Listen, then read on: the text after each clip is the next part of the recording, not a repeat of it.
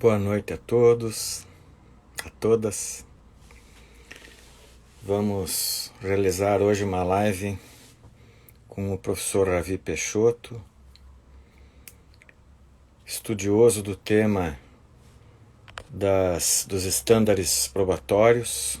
Saúdo aqui o Dr. Guilherme, doutorando da Federal.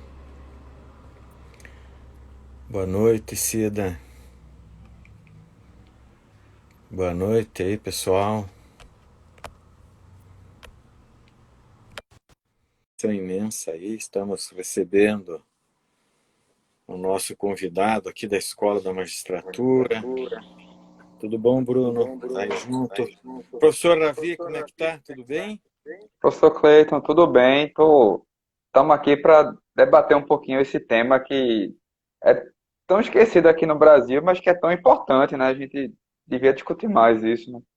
Pois olha, Ravi, eu fiquei muito feliz quando soube que você, que é um competente profissional e um brilhante processualista da nova geração, quando eu soube que você estava sendo orientado pelo Cabral e que também é um amigo nosso, uma pessoa que eu admiro bastante. E você, né, defendendo esse tema difícil, uma bibliografia árida, né, Ravi? Eu, quando Ou, me deparei com ele, pô, eu quase desisti, rapaz, não tem quase nada. Não teve essa impressão também, Ravi? não é meu. Porque assim, eu lembro que o capítulo 2 da minha tese é standards especificamente, né? E meio que bateu um desespero quando assim, você ia ler, e não acabava, e querendo ou não. Como a maioria da bibliografia é em inglês, e o norte-americano ou o inglês, ele não está preocupado com definição, ele não quer. A gente não, né? Qualquer coisa que a gente vai escrever, que você quer organizar, quer deixar tudo bonitinho. O norte-americano vai jogando os conceitos, aí você que se vire para organizar tudo que foi construído lá durante 100 anos. É muito trabalhoso de organizar as categorias. A minha sorte foi muito o que o professor Jordi, né, Beltrán, começou a estudar mais o tema, lançou alguns textos bem recentes, o livro final, que organizam melhor a definição do tema, que me ajudaram a até organizar o capítulo, porque organizar o capítulo em si já foi um trabalho torturoso. Eu imagino, Ravi, não, e o professor Jordi, ele está estudando agora para valer, né? Ele teve É, aquela primeira obra dele, que é um marco, né, sobre prova e verdade, que foi traduzida pelo nosso amigo estimado Vitor de Paula Ramos. sim, E eu queria também aproveitar para enviar um abraço aqui para o nosso amigo grande processualista Hermes Zanetti. Uma honra para nós aqui. com Temos certeza. o Zanetti aqui, o professor Cabral, teu orientador, está entrando aqui. Uma Agora a responsabilidade responsabilidade para nós. aumentou. A responsabilidade aumentou agora, hein? Que alegria, hein? Um abraço para eles. Mas, Ravi, então, o Jordi, né? Teve na tua banca. Imagino que uma banca de peso, hein? Olha, você Ah, com conseguiu certeza. sobreviver, rapaz. Olha, Mas na medida do possível, né? Cabral tá aí, ele sabe, né? Foram 4 horas e meia de muita pancada. eu imagino que deva ter sido um day after aí complicado, hein? Mas olha, com certeza você superando uma banca dessa, meu amigo. Agora, claro, com a orientação do nosso amigo Cabral que nos assiste aqui, com certeza você Não, não ia ficar na mão, né? Se o não, com Cabral liberou, certeza. se o Cabral Ele liberou sabe, uma banca é porque você ele sabe estava bem municiado, né, meu querido? Não, ele sabe. Na apresentação eu coloquei, eu disse pra ele, porque como eu moro em Recife, ele lá do Rio, ele Aham. revisou minha tese e ia me mandando um áudio, né? Eu disse Boa. pra ele assim, era meio desesperador chegar aquele caminhão de áudio lá, cada áudio de 5 minutos, que era pancada em cima de pancada, mas eu disse, Cabral, a minha tese não ia estar metade do que é se não fosse por Cabral, né? Ele foi um mega orientador e agora, assim, eu digo que ele é um querido amigo, né? Sempre vai ser meu orientador. Ó, o Zanetti disse aqui, ó, que foi épica a banca. Entrou para a Foi bem história legal. antes e depois dessa banca aí. E o Cabral, ele está dizendo aqui, ó, você, Ravi, e eu concordo com o Cabral, você é um jurista pronto e um excelente pesquisador. Basta verificar as duas obras que você tem publicadas, né? Fora grandes textos aí, artigos e tal. mas você tem um trabalho muito legal sobre o ônus da prova e dinamização, junto com o estimado Lucas Buril, um grande amigo Sim. também, muito querido e competente. E você também tem um trabalho, acho que é inédito, sobre superação de precedentes, né? Porque a maioria das pessoas estava escrevendo sobre distinção. E você Uhum. enfrentou sempre os temas mais difíceis aí, a superação, que praticamente também tem pouca coisa aqui, uma literatura mais norte-americana, né, Ravi? Mas, Ravi, como pensar o direito probatório? O que você me diz? Pois é, assim, antes da gente falar de standards, a gente tem que começar a pensar como é que funciona o direito probatório, né? Como é que a gente organiza um modelo de direito probatório que a gente queira aplicar em um determinado ordenamento jurídico, né? Porque, querendo ou não, e você ainda vê um pouco no Brasil, quando a gente se vai falar de direito probatório, vai para uma perspectiva muito persuasiva do direito probatório, pensando muito na figura do juiz. Aí se a gente vê os reflexos disso, por exemplo, em decisões dos tribunais superiores que dizem, o juiz produz ou não a prova se quiser. A parte pediu, mas enfim, ele analisa se o conjunto está bom. Não tem como revisar em tese as conclusões do juiz que analisou os fatos. Então a gente acaba focando muita análise na figura, na pessoa do juiz, quando a gente devia focar, como até em outras ciências acontece, na força da corroboração que as provas trazem às hipóteses das partes, né? É como o professor Jordi, como na verdade o professor Tarufo, ele sempre trouxe para a gente aqui, né? Aquela ideia de um modelo mais racional, onde a gente foque muito mais na força das provas trazidas aos autos do que propriamente no simples convencimento do juiz. Porque aí você acaba querendo ou não, né? Você acaba legitimando essas decisões, que, se eu estou convencido, ok, né? Resolvi o problema. Porque você mata um pouco. E, na verdade, até um modelo racional, ele não é um modelo, digamos, inocente, né? De, o juiz vai achar a verdade, é tudo fácil. Não. Mas é uma ideia de exigir uma maior justificação do juízo, né? Por exemplo, é falar, como muitos defendem hoje em dia, que o 489, parágrafo primeiro, ele não se aplica só às questões de direito, mas também às questões de fato, né? Como você também falou no artigo, e como o Jordi e vários outros já vem defendendo, a ideia de modelo racional é que a gente busque uma melhor reconstrução a melhor reconstrução possível dos fatos, né? A gente tem que mudar a forma como a gente vê a admissibilidade das provas, especialmente, né, o momento da justificação das questões de fato, né? Porque, querendo ou não, ainda há pouco cuidado nisso, né? E claro que sempre que eu falo sobre justificação, eu também digo que, embora, enfim, o juiz tem muito trabalho também, não dá para ter aquela justificação que o juiz vai passar um mês em cada decisão, porque isso é uma loucura. E também eu gosto muito de falar da responsabilidade das partes, né? Que as partes têm que ter muito cuidado em apresentar bem as provas, indicar os documentos, porque, vez ou outra, você vê um negócio. Com certeza, você que é desembargador deve ver a qualidade das petições, que os fatos é um negócio completamente aleatório, né? Ninguém vai falar exatamente dos documentos. Eu imagino a dificuldade também do outro lado, né? Eu gosto também de sempre ver o que a gente quer que seja, né, como advogado, mas também pensar que o juiz ele tem que exigir mais do advogado, né? A responsabilidade, a qualidade das petições, da argumentação dos advogados. E eu acho que é só pensando num modelo objetivo de prova que a gente pode passar a falar de estándares, né? Porque se a gente diz que basta o juiz estar convencido, por que eu vou falar em graus de corroboração? Basta ele estar convencido, né? Enfim, eu acho que é um pressuposto para chegar no tema da gente, no tema dos estándares. Sem dúvida, passa até pela ideia de um processo colaborativo, né? Um modelo de processo colaborativo, os ônus das partes, não só de provar, mas de alegar, né? E ônus de convencer, persuadir. Sim, E eu concordo com você, né? Eu acho que nós estamos.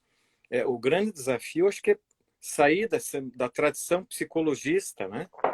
Para uma tradição racionalista, de prova, né? Então, uma decisão juridicamente motivada, epistemicamente justificada, a partir de um raciocínio lógico, alguma coisa assim, né, Ravi? uhum, E então aí que eu me lembro quando eu fiz o curso lá em Girona, na Espanha, a professora Carmen Vázquez, o professor Jordi também, que esteve na tua banca, né? Eles sempre, uma das primeiras coisas que eles falam é o seguinte: ó, pessoal, aqui não é um curso de direito probatório, é um curso de raciocínio probatório. E aí eles querem dizer que o ponto de partida não é um ponto de partida da dogmática ou simplesmente da lei, né? Mas é um ponto de partida filosófico, epistemológico, né? Justamente para fazer frente a meras opiniões, a mera Sim, doxa, as meras crenças. Nós precisamos ter a episteme, né? Ou seja, a busca justificada de uma maneira racional do conhecimento. E aí que vem a questão, né, da verdade. E aí, né, Ravi, nós poderíamos já aqui agendar uma outra live só para falar do que é a tal da verdade, né? aí é complicado, viu, meu amigo? A turma tá centenas de anos tentando descobrir exatamente o que é essa danada, mas é difícil. Olha, só para o nosso público aqui, claro, nós temos brilhantes colegas processualistas aí assistindo, mas assim, temos também aqui, eu quero saudar os estudantes da Escola da Magistratura, que estão nos assistindo, sabe, Ravi, aqui do Paraná.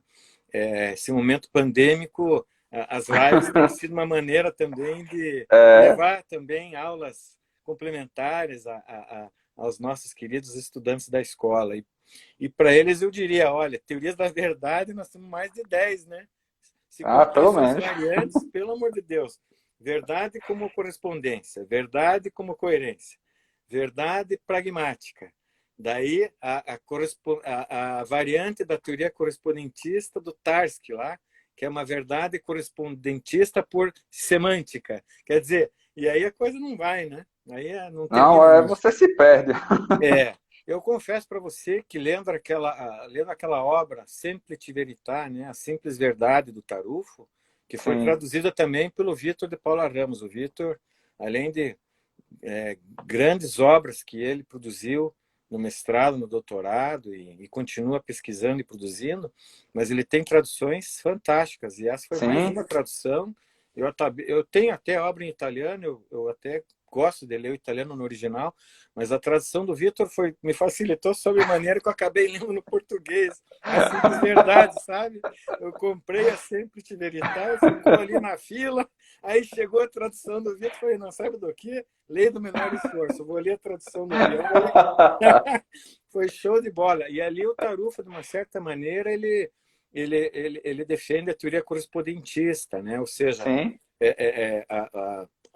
aquilo que se dá por provado nos autos deve corresponder ao mundo real, ao mundo externo aos autos, né? Aí me vem aquele brocardo latino, né, Ravi? Quod non est in actis, non est in mundo. Não, não existe, né, meu amigo? Mas essa é uma briga, hein? Essa é uma briga. Os processualistas costumam falar em duas verdades, né? A verdade é. formal e material, mas os epistemólogos falam assim, olha, isso daí fere um dos postulados da lógica, né? Você não Não, pode mas ser assim, e não ser ao graças a. mesmo tempo, né? Vem de É, Parmênides, né? Vem de não, Parmênides. mas felizmente eu acho que isso tem sido bem, assim, tá caindo muito em desuso, né?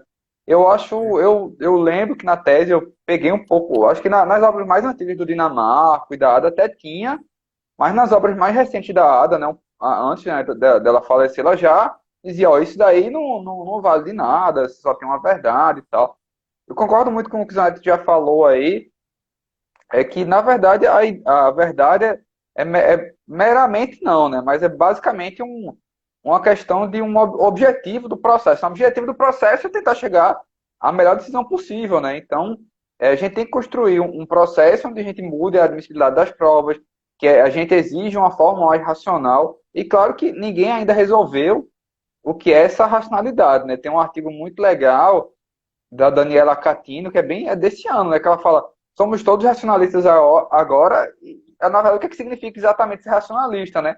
Mas do pouco que já Eu se li. chegou a alguma conclusão, é a ideia de, pô, vamos melhorar a justificação, vamos ver provas que sejam epistemicamente mais confiáveis, vamos melhorar a forma de avaliação. Você vê, E nisso a gente está 30 anos-luz atrás do processo penal. No processo penal, os processualistas daqui do Brasil estão preocupados a isso, estão anos-luz da gente, né? Você viu os trabalhos da professora Janaína Matida, do Sim, professor Gustavo Badaró. Eles, show. assim, já estão correndo, a gente está começando a andar no processo civil, né? É, exatamente, são referências da epistemologia, né? É, Janaína Matida, ela fez doutorado lá em Girona, bem antes de eu fazer o meu segundo mestrado lá. Ela está no Chile agora, né? Mantenho é, contato com a Janaína aí, uma pessoa fantástica. O professor Badaró também escreveu agora um livro muito interessante sobre epistemologia de prova no sim. processo penal. Acho que Foi agora outro saiu que. pela Tirã Leblanc também mais uma Foi?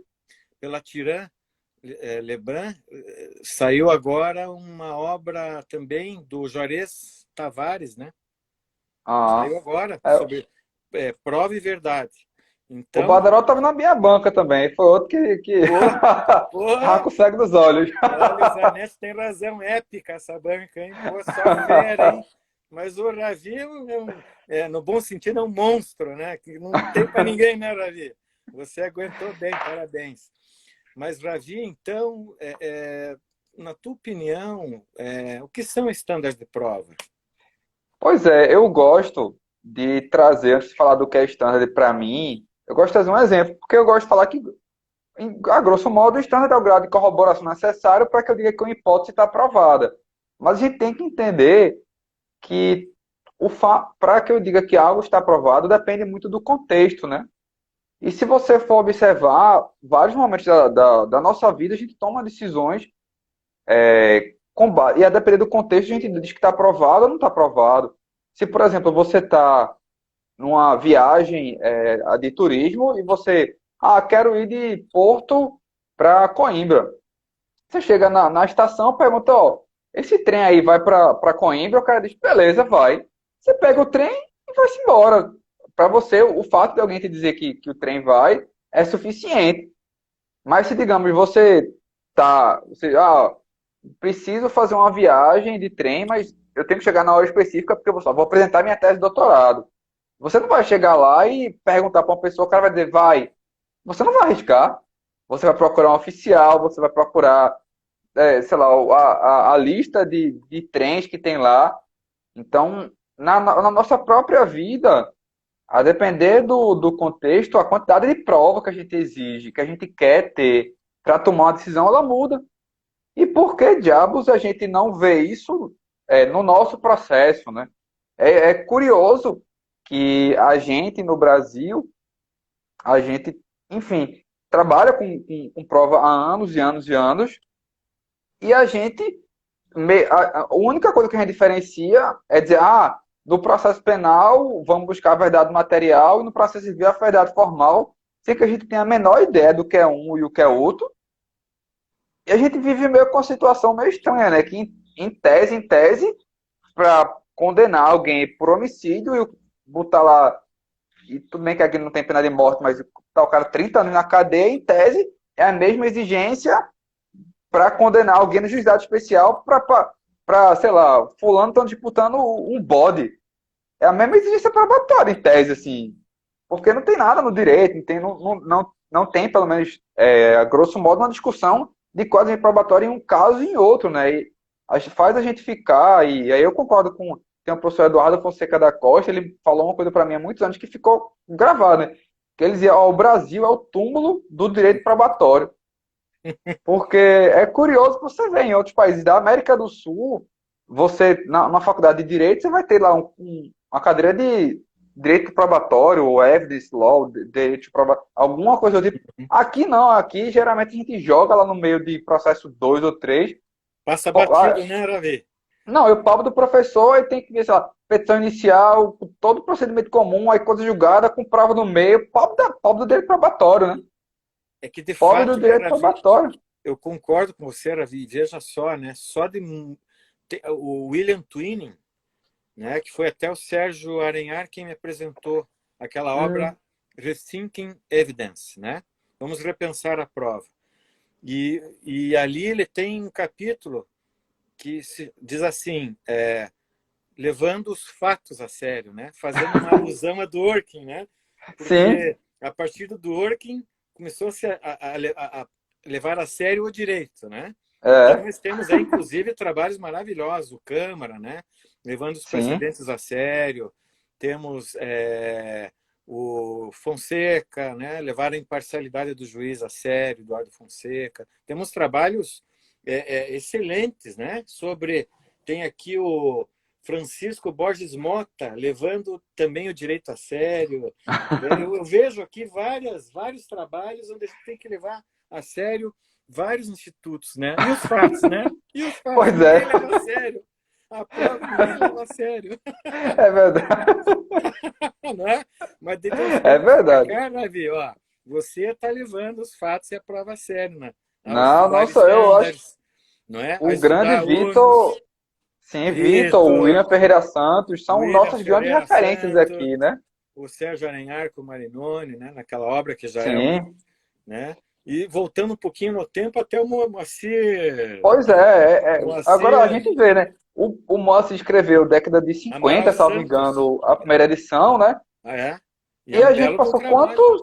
quantas dezenas de anos para ter outra obra só de ultrapassagem? Você imaginar que você teve um hiato de, sei lá, 40 anos. Porque assim, eu consigo lembrar que depois da tese do trabalho monstruoso do Moacir Amaral Santos, eu Sim, consigo lembrar, talvez, chegou o livro do Marinoni em 2005, ou, perfeito. sei lá, o doutorado do Cambi Ah, em o Cambi também. 2001, O Cambi mestrado do também. Cambi em 2001, mas você não viu uma preocupação nossa com os fatos, né? É uma questão, É, é curioso, eu não consegui chegar em nenhuma conclusão porque a gente esqueceu dos fatos, né?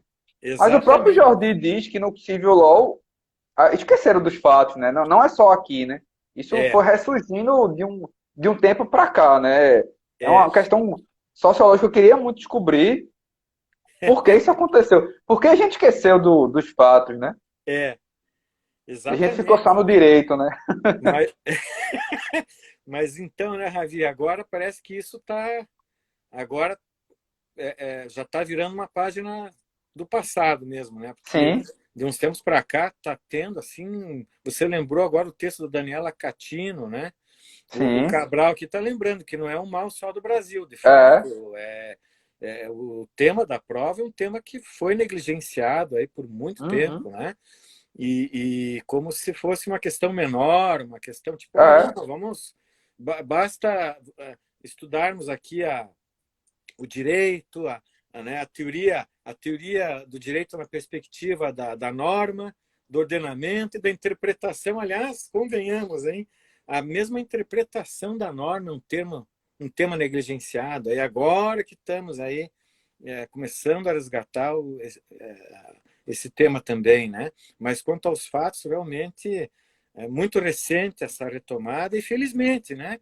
Parece que isso é, renova. Você sabe que uma das questões que sempre me incomodou foi a análise a partir do instante que eu estudei a regra da congruência, daí estudei causa de pedir, os elementos da demanda, né? Aquela teoria dos três elementos da demanda também é algo que o Venda trouxe esse tema e é difícil de sair da teoria dos três, da identidade dos três elementos da demanda, né?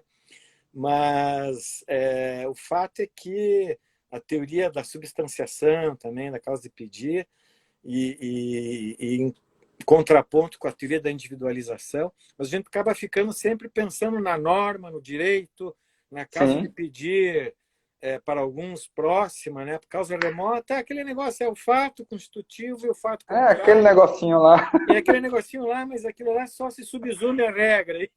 Aí vem o Castanheira Neves com aquela obra dele lá, questão de fato, questão de direito, um tijolão que eu comecei a ler e não consegui terminar, rapaz. Tá louco, uma abstração Não, total. o Castanheira ele não tem muita boa vontade com o leitor, digamos assim, né? Ele, É, ele não tem pena do leitor, não. não tem pena do leitor, viu? Judiou de mim, inclusive, ali. Mas é questão, né? Questão de fato, questão de direito, que é o verso e o É, reverso da medalha, né, Ravi? Enfim, e esse tema, né, do que são estándares de prova realmente é aquele negócio, né? Como dizem os espanhóis, né? É quando se chega no umbral, né, no limite, em Sim, que a partir dali podemos considerar um fato ou uma hipótese juridicamente relevante como provado no processo. Agora, sim. aonde que está escrito, né? Não tem Pois lei que é. diga, Ravi, não tem. Por vezes nós sabemos, né? Os códigos, por exemplo, eles costumam ter conceitos, né? Nós temos regras conceituais nos códigos, né? Por vezes ali. E quanto aos estándares, não existe um conceito normativo, então é algo que acaba Exatamente. sendo remetido uma tarefa para a doutrina, né, que você faz muito bem, e de certa maneira na jurisprudência, né, Ravi? Mas como você encaixaria no raciocínio probatório esse tema, Ravi? Pois é. Porque assim, na nossa tradição, o que é que a gente fazia, né? A gente vai dizer, ah, não, tem um momento de requerimento da prova, tem um momento de deferimento ou não, produção da prova e avaliação.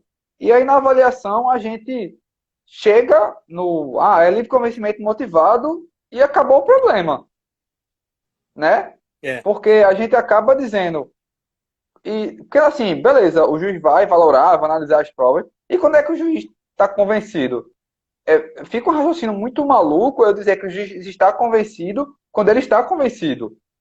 Porque qual é o grau necessário para o juiz dizer que uma hipótese está provada? É quando ele está convencido? Então a gente fica no raciocínio que vai e volta e a gente não responde. Então a gente deveria ter pensado já há algum tempo que além do juiz valorar, ele tem que ter uma regra de decisão. E que, assim, na verdade, a gente tem uma regra de decisão, de certa forma, implícita na legislação, que é o ônus da prova. Porque, ok, o ônus da prova, ele é uma regra que ele foi feita para evitar o não líquido. uhum, Porque, sim, se não tivesse em tese o ônus da prova, o juiz não está convencido, ele vai, sei lá, extingue esse julgamento do mérito, ou não julga. Houve um momento na história onde isso podia ser feito, né?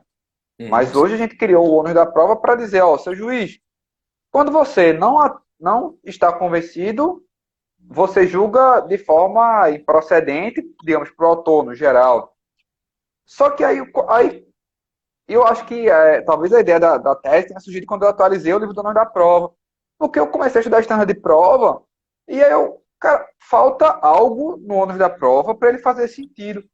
Porque quando é que eu aplico o ônus da prova? Quando o juiz não está convencido. E quando é que o juiz não está convencido? Em que ponto eu digo está aprovado e eu não aplico o ônus da prova? Porque se a gente for pensar, se a gente fosse olhar com mais carinho para o ônus da prova, e até eu me penitencio, porque tem um livro sobre o ônus da prova, a gente chega e diz, beleza, quando é que o juiz tem que aplicar a regra do ônus da prova? Quando é que ele não, qual é o grau que ele tem que ultrapassar para dizer, eu não preciso aplicar a regra do ônus da prova, essa hipótese está aprovada?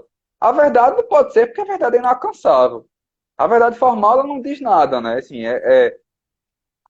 é algo nada, completamente abstrato, ela não diz nada. Então, eu preciso do standard até para que a regra da prova faça sentido. Então, é como se. E até foi algo que o Jordi falou na minha banca, porque eu tinha. Momento da avaliação e subdividia, né? Em momento da avaliação, ele ficou convencimento motivado e depois ele decidiu. Não é melhor você dizer que tem um momento da avaliação, um momento da decisão como distintos mesmo? Eu concordo com ele, até mudei depois para dizer o juiz valora e depois ele decide. E a gente precisa ter uma regra decisória para o juiz verificar, pô, essa valoração que eu fiz, ela atinge o grau necessário para dizer que a hipótese está aprovada. A gente, infelizmente, não tem uma regra que organize isso no direito brasileiro. A gente tem alguma coisa nas telas provisórias, né? E uhum, algum desenvolvimento na jurisprudência do STJ, do STF e na turma lá da Lava Jato, da área penal. Mas, no geral, a gente não tem. Basicamente, a gente está convencido quando está convencido. E aí você cria depois que eu fui escrever a tese, eu ficando. Pô, o ônus da prova é uma regra que pra gente ela não faz o menor sentido, porque eu não sei quando é que eu aplico o ônus da prova. Na verdade, sem standard, eu não sei a partir de que momento o juiz vai dizer aplica o ônus da prova ou vai julgar procedente a demanda. Fica algo completamente discricionário, né? Então, Queria-se uma caixa preta que ninguém tem a chavinha para abrir e descobrir quais são os critérios, né? Pois é, Ravi, aqui me veio uma questão. O dia desses aí, o Fenol, né, o professor Jordi Fenol, o professor Jordi Ferrer Beltrán e também o professor Leandro Giannini, eles escreveram a 6 mãos aí, uma obra pela Marcel Pons, defendendo, sobretudo, o fenol, né? O professor Sim, Jordi Fenol, de Barcelona, ele defende que o ônus da prova é uma relíquia de museu. O que você acha sim. disso? Você concorda Não, com isso? o Nivafinol, eu acho que ele foi meio radical ali naquele artigo dele, né? Tanto é que o Jordi, no artigo, no mesmo livro, rebate o fenol, né? É, É porque, no fim das contas, o fenol, pelo que eu lembro do artigo, ele queria trazer para o direito material, né? Ah, não, se o direito material falar que, sei lá, responsabilidade civil, né? Você tem que ter o dano, tem que ter o nexo causal, logo é o autor. Mas eu acho que fica faltando uma regra que organize isso no processo, porque na verdade os estudos de direito sobre o do ônus da prova dizem que, ok, antes de ter regra do ônus da prova, na verdade isso já existia, isso era feito meio que ali pela lógica, né? Mas imagina que, beleza, não tem a regra do ônus da prova. Como é que a gente vai organizar no processo? Você vai ter muito menos previsibilidade, né? é, Eu acho que a regra do ano da prova, ela funciona muito mais para organizar o sistema do que se, digamos, meu Deus, se não tivesse regra do ano da prova, ia ser construído na jurisprudência, ia ser construído de algum jeito. Então, eu acho que você tirar a regra do ano da prova ia ser pior, porque você ia ter um sistema muito mais inseguro, né? Porque, vou buscar um direito material, mas, assim, tem que lembrar que nem sempre o direito material ele é tão claro, né? E se você for pensar nos fatos impeditivos, modificativos extintivos, o código, quando a gente fala dentro da prova, isso ajuda, com certeza ajuda. Ele traz muito mais segurança, né? O Jordi Neva-Fenol, ele é meio revoltado quando dá prova. Ele não gosta dos estándares também, ele diz que não serve para nada. Ele quer apagar tudo que fala de ônus e de estándares, né? Ele acha que não serve para nada. ele vem com um argumento histórico, né? Mas o Daniel Mitidiero escreveu agora um artigo publicado na Repro, aí, na última Repro, você viu? E Ainda ele, não li. nossa, muito legal a abordagem do Mitidiero ali. Ele diz assim que é porque o fenol ele parte de uma correlação necessária, né, entre processo medieval inquisitório, entendeu? Ele quer fazer uma correlação assim, e o Mitidiero fala assim, olha, temos os modelos, podemos até levar em consideração esses modelos, mas não necessariamente uma coisa leva a outra, não há uma correlação Sim. necessária, né?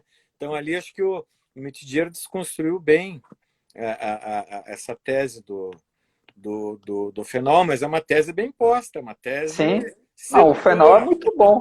Não, É, eu bem sei, porque eu estava escrevendo a tese, aí comecei a achar autores que começaram. Não, o exame de prova não presta, é inútil, porque não vai mudar nada dos julgamentos. Aí eu comecei a ler, meu Deus, e agora? Lascou. Perdi a tese, né? Perdi a é, tese. Aí eu continuei a ler, aí eu comecei a descobrir estudos empíricos sobre o tema, né? Nos Estados aham, Unidos, tudo tem estudo empírico. E o sim, que é muito legal é que eu descobri que, assim, se a gente for ver no Common Law, onde standards já existem há muitos anos, especialmente nos Estados Unidos, onde desenvolveu melhor, a gente aham, vai ter a probabilidade prevalente para os casos cíveis comuns, a prova clara e convincente para casos meio intermediários, digamos, você vai tirar a paternidade de alguém, você vai extraditar alguém, você vai fazer uma internação compulsória, você pega um questão de intermediário e tem a prova acima de qualquer coisa razoável para as sentenças penais condenatórias. E fizeram pesquisa empírica que o jurado, e pensando no jurado, que não é especializado em nada, né? Ele é um cara aleatório que está lá julgando. E nas pesquisas empíricas, quando você apresentava os três estándares, o grau de condenação, a taxa de condenação mudava a depender do standard apontado para o jurado. Então, quando eu li isso, foi um alívio enorme, né? Pelo amor de Deus, ainda bem que eu estou escrevendo sobre o sexo dos anjos, né? Um negócio que só Deus sabe se vai ser útil. Então, pelo menos você vê que tem indicativos que para o júri, eu imagino que para o juiz togado, que. E até eu achei muito legal o texto mais novo do Jordi, que é sobre a fundamentação de uma sentença da Corte de Direitos Humanos. Aham. Ele diz que ele achei legal porque o juiz é um repeat player e ele consegue ser especializado no raciocínio probatório. Então, para ele, se você pensar no jurado, se o próprio jurado, que é um leigo completo, até em matéria jurídica, ele consegue diferenciar standards, o que dirá o juiz? Aham. Então, me parece que tem muitas evidências que dizem que tanto para o júri quanto para o juiz togado, e eu acho que mais ainda, né, que a mudança de um standard para o outro altera o julgamento. Então, isso assim, foi um alívio enorme quando eu escrevi a tese, porque eu tenho indicativo de que, de fato, a mudança do standard gera uma mudança no julgamento. E a gente não ter isso no Brasil é muito ruim, né? A gente meio que joga e tanto o Jordi, eu acho que o Tuzetti, que é um italiano, o Giovanni Tuzetti, que depois que eu descobri o cara é muito bom. Aham. Ele é excepcional. Sim. Ele diz, ó, se o standard ele não está explícito, ele está lá. Aham. Só que ele está implícito. E aí vai ser cada juiz que vai decidir qual é o standard que ele acha melhor para aplicar em cada caso. O que é o pior dos mundos, né? Porque, na verdade, ok, o standard é o grau de corroboração para a hipótese fática estar provada. Uhum. Mas por que eu tenho um standard diferente? Eu tenho um standard diferente porque eu analiso a lógica do standard é que quanto mais difícil é para eu provar, mais difícil é eu ter uma decisão. E, Uhum. digamos, se eu penso, digamos, num processo penal, qual é o meu objetivo no processo penal? É evitar que eu condene o inocente. Tanto é que tem aquele raciocínio clássico, né, que é melhor 10 culpados soltos do Aham. que um inocente preso. Então, qual é o meu objetivo no penal? É proteger o acusado. E qual é o meu objetivo no processo civil? Me é igual eu condenar alguém ou deixar de condenar alguém. Se eu errar o julgamento do fato, digamos, o risco de erro para a sociedade, as consequências daquele risco de erro são iguais para o autor e para o réu. No penal, não. No penal, eu quero proteger o acusado e por isso eu jogo o standard lá para cima, porque Uhum. eu vou dificultar uma decisão errada sobre os fatos que leve à condenação dele. Mas, por outro lado, eu vou facilitar um erro de deixar alguém que seja culpado livre da prisão. Mas é Uhum. um risco que, digamos, a sociedade opta porque você prender alguém, as consequências são muito graves, né? Assim, para a vida dele, para tirar aquele cara de circulação por anos. Então, se o standard ele tem uma ideia de distribuição de riscos, e isso está no ordenamento jurídico, né? Porque você tem bens diferentes em jogo, em muitos casos. Você não pode comparar uma ação condenatória simples com a improbidade, você não pode comparar a improbidade com uma ação penal que trate de homicídio. Deveria ter graus de corroboração necessários para cada um desses casos e a gente, em tese, não tem, né? E aí você tem um sistema meio que disfuncional. Exatamente, eu acho que vai muito da lógica jurídica, né? Quando eu comecei a imaginar o que eu iria escrever sobre standard de prova, eu falei assim, puta, de que lugar eu vou partir, né? Porque tem uma metáfora assim, acho que até o professor Jordi ele fala muito nisso, né? Ele imagina três engrenagens, né? Diante de um grande sistema, mas três engrenagens ali, que é a engrenagem do ônus da prova, a engrenagem da valoração da prova, né? E a engrenagem do standard de prova. E ele diz assim, conforme modelos, podemos imaginar modelos de conformação dessas engrenagens e, por vezes, nós vamos ter só o ônus estático, daí vamos ter também modelo com ônus estático, com inversão e com dinamização.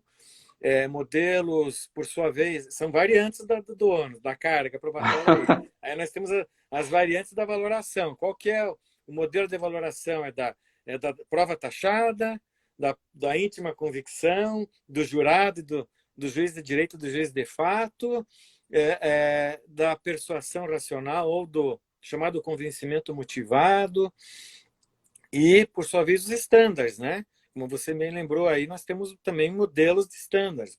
Podemos ter ali a prova preponderante, a prova clara e convincente. Pelo menos essas duas no processo civil nós temos, né? E aí no processo penal tem um estándar mais exigente, como você bem lembrou, que é, além de qualquer dúvida razoável, somente assim é que o juiz pode, se e somente se a prova for além de qualquer dúvida razoável, é que pode haver condenação criminal. Se houver uma dúvida razoável, há de absolver. Isso é extraível, de uma certa maneira, da linguagem normativa, ali do artigo 386 do Código de Processo Sim. Penal, né? Havendo uma dúvida, tem que absolver. Que dúvida é essa? Diz a doutrina e o direito comparado norte-americano que deve ser uma dúvida razoável. Aí vem a questão, e o que é uma dúvida razoável? É complicado, né, Davi? A gente É vai um monstro. sempre... não é fácil isolar isso, tentar objetivar isso dentro de todas essas variantes, né?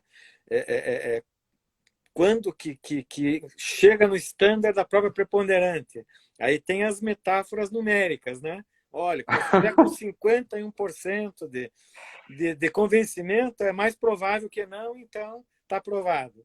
Ou, Pois é. e o que é numericamente, então, esse estándar intermediário da prova clara e convincente, né? Entre além de qualquer dúvida razoável, que seria 90%, 95% de convencimento, a prova clara e convincente seria algo em torno de 70%, mas não tem como medir com régua Pois direito. é. Nós já fugimos da matemática, né? Não foi por acaso, né, que a gente foi pro direito, né? Pô, a gente vem para o direito para fugir da matemática, o pessoal vem com régua de Wigmore, vem com não sei o É, quê de mas se percentual. você for olhar os norte-americanos, eles adoram uma maluquice dessa. É, Você for, eu escrevi sobre o teorema de Bayes, é um desespero. caramba, você É uma conseguiu? loucura, é um negócio de doido. Você conseguiu escrever uma coisa sobre aquilo? Conseguir. Rapaz, a hora que eu tive uma aula sobre o teorema de Bayes, rapaz do céu, eu falei, não, preciso me lembrar o que é uma equação de segundo grau, rapaz. Não, eu li, meu Deus, eu não tô entendendo nada. Como é que eu boto isso no papel? Eu vou morrer. Aí eu, pronto. Cara, para entender melhor, eu fui procurar uma aula no YouTube, que era um professor norte-americano dando aula para umas crianças, velho. Pô, pô, Pô, era o cara dando aula para os moleques de 11 anos, espirrar entendendo, e eu, porra, bicho, que negócio caramba! difícil da moléstia. E eu não tô Educação de entendendo, velho. jovens e adultos para nós aí, Davi. Meu Deus, velho, eu só entendi com essa aula, velho, que ele pegava uns exemplos bem besta, mas era algo que você, quando você viu os exemplos, você dizia, beleza, era um número redondo, não sei o quê. Aí o cara joga aquilo pro direito probatório, que você bota umas fórmulas, que nem aquela fórmula de Alex, é um negócio, uma maluquice que você Cara, bota o achei a número que fórmula você do peso quiser. um pouquinho mais fácil, cara. Pô, entre a fórmula do peso do Alex e o teorema de Bayes, cara, olha, se eu puder optar, eu vou optar com a fórmula do peso, rapaz, senão tá reprovado, bicho.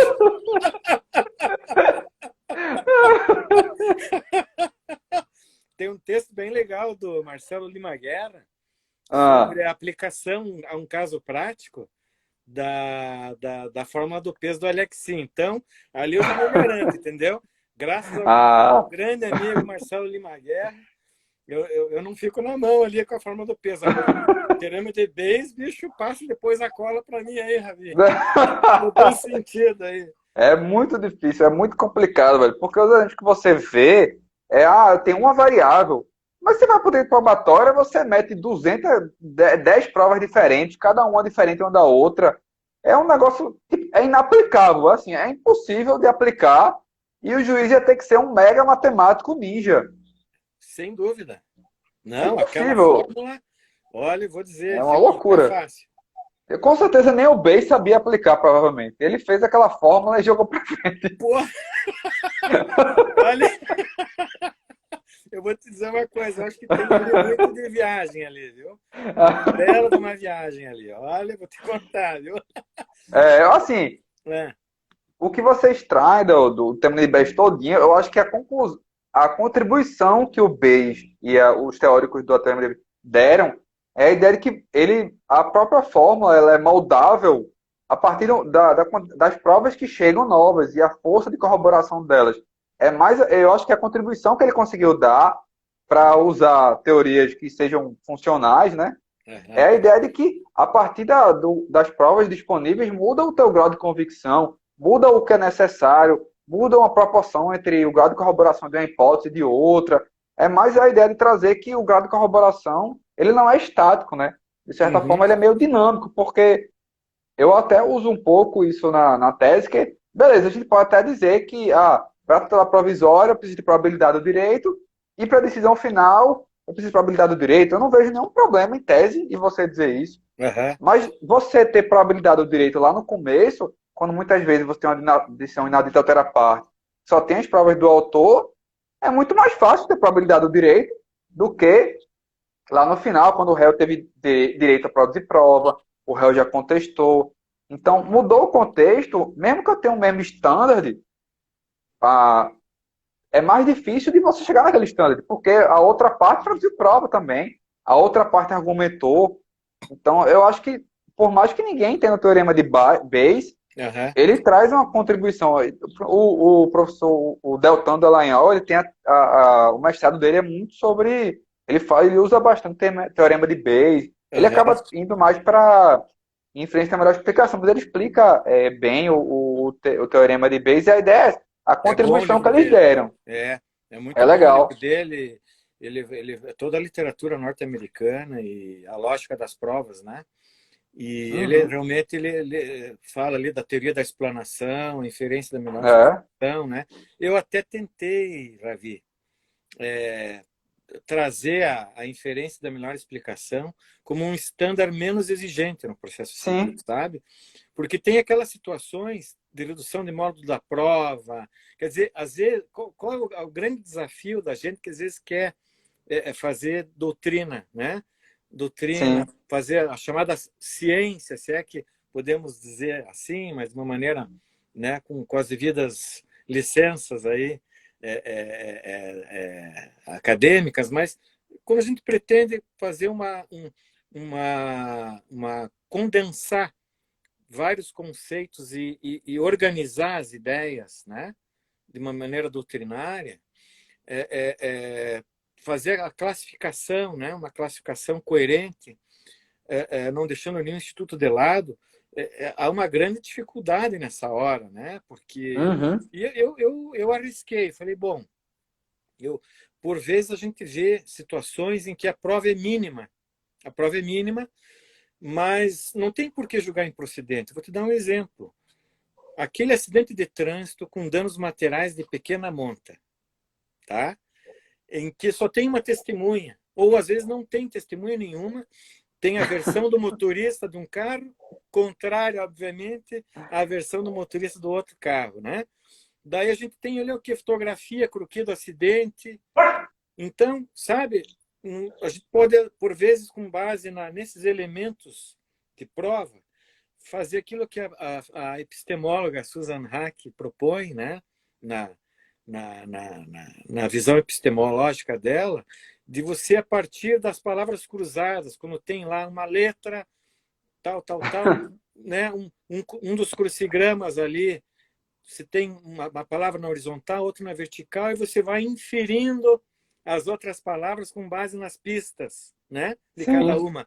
Então, a Susan Hack ela tem essa chave lógica de pensamento para a gente tratar a teoria das provas como um todo e a valoração das provas e, por que não dizer, o atingimento desse umbral mínimo, né, de um estándar probatório, né, para um determinado caso concreto. Então, ali, eu acho que você pode, e eu imaginei a inferência da melhor explicação, né, que se diz que é um aliado estranho, né, dos estándares, mas eu procurei para aqueles casos abaixo, onde a prova você Sim. pode muito bem julgar improcedente, mas assim, situações que eu vivencio como julgador, e eu falo assim, mas não, aqui eu me convenci que o réu foi o culpado, se me entende, do acidente. Sim. Ainda que a prova, sabe quando você está assim no limbo, no limite, você pode tanto julgar improcedente Sim. que você está em estado de dúvida, porque o autor não se desincumbiu do ônus da prova, ou Aham. então você reduz o estándar de prova e julga procedente o pedido, porque com base numa série de elementos, você pode fazer uma análise conjunta dos indícios, é um julgamento com base em indícios, com certeza. Mas eu acho, outro dia estava conversando com o professor Sérgio Arenhar, ele também é dessa opinião, que é possível condenar, inclusive no crime, com base em indício. Há quem diga que não. Olha, eu acho que dá. Mas, assim, claro, Sim. depende do crime, né? Depende do crime. Aham. Não, depende do indício também, né? Depende do indício, claro. Né? Quando eu falo depende do crime, depende da prova que, né? Sim. Claro, você vai falar de um homicídio, um crime gravíssimo, mas tem que ter materialidade, né? Sem Uhum. materialidade, mas veja, lá no caso da, da ex do goleiro do Flamengo, né? Sim. Ela sumiu, É. não acharam o corpo de delito e ele foi condenado. Ele teria que ser absolvido, é que tinha uma série de provas indiciárias de que, Aham. não é? Ela não estava em lugar Não, nenhum, com certeza. É.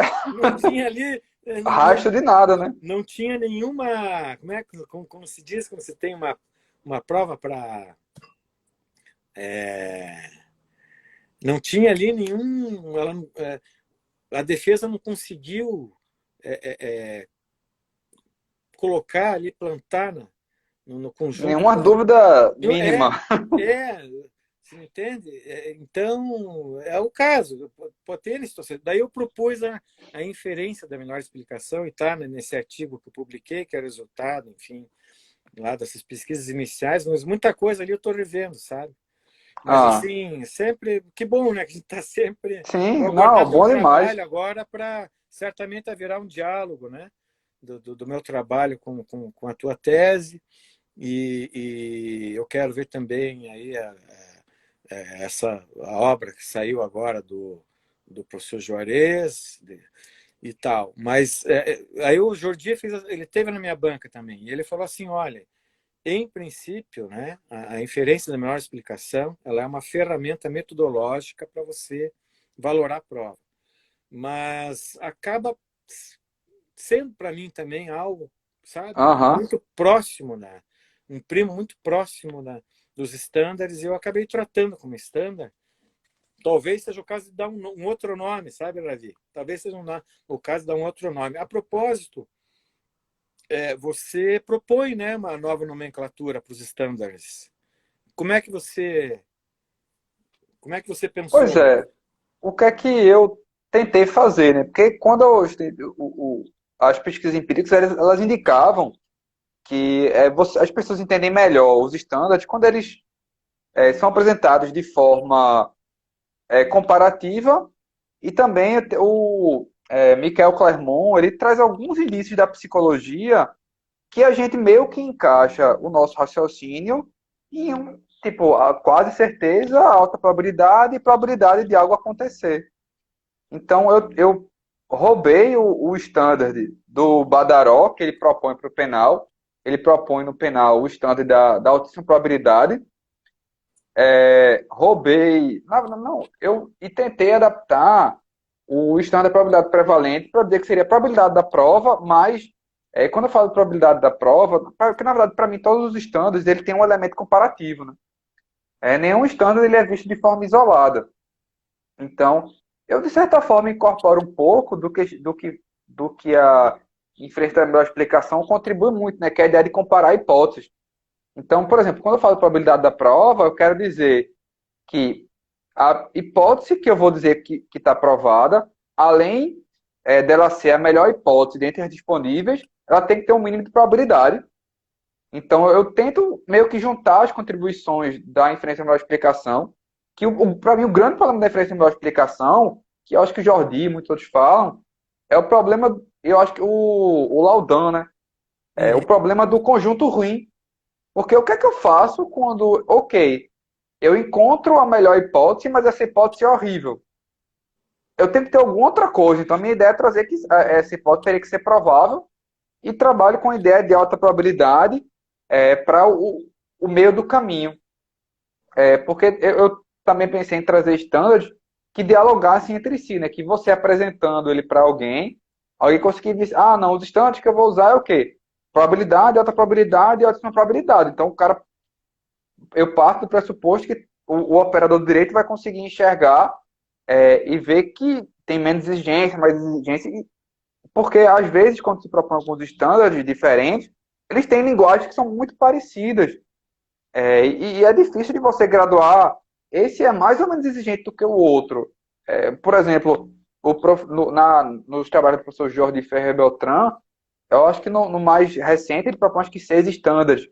E, por exemplo, para mim, né, sendo bem sincero, se eu pegar os 3 mais exigentes, para mim eles são praticamente iguais. Eu acho muito difícil que algum operador do direito, que não seja um epistemólogo como ele, que só tem ele, consiga diferenciar existe probatória de um caso ou de outro. Inclusive, Uhum. assim, uma coisa que eu reconheço na minha tese, eu não consigo descobrir 500 estándares. Não adianta eu inventar 200 estándares, porque eles não vão... O ser humano ele não vai conseguir diferenciar tantas graduações diferentes, né? Eu tentei pegar a ideia da psicologia, que a gente faz 3 graduações, eu disse, ó, vou tentar, na medida do possível, trabalhar com essas. Tem até eu trabalho com referência à melhor explicação lá no penal, quando eu vou falar da justa causa. Aí eu digo, Uhum. beleza, para justa causa, como é um standard bem humildezinho, né?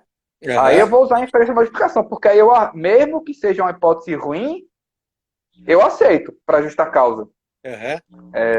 Eu tentei, eu usei expressamente a inferência à melhor explicação só lá para justa causa mesmo, porque eu fiquei meio receoso de usar para outros casos por conta desse problema meio que difícil de ultrapassar do problema do conjunto ruim, né? Aham.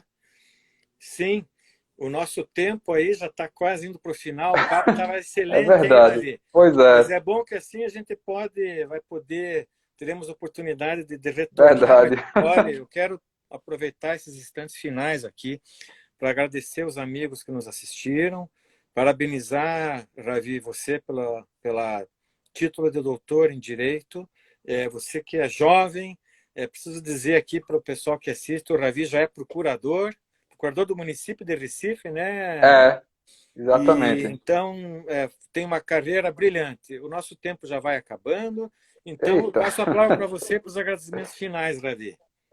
Cleiton, eu aproveito para agradecer o convite, foi muito legal, adorei esse diálogo, assim, aprendi muito contigo, assim, teu artigo é Por muito igual. bom, então foi uma honra estar aqui, qualquer outra oportunidade pode me chamar que a gente conversa mais sobre o estado, porque a conversa, além de produtiva, foi muito legal, foi muito divertida, foi bom, até numa sexta-feira foi legal estar debatendo direito aqui. Pô, com certeza, Navi, foi super 10 aí.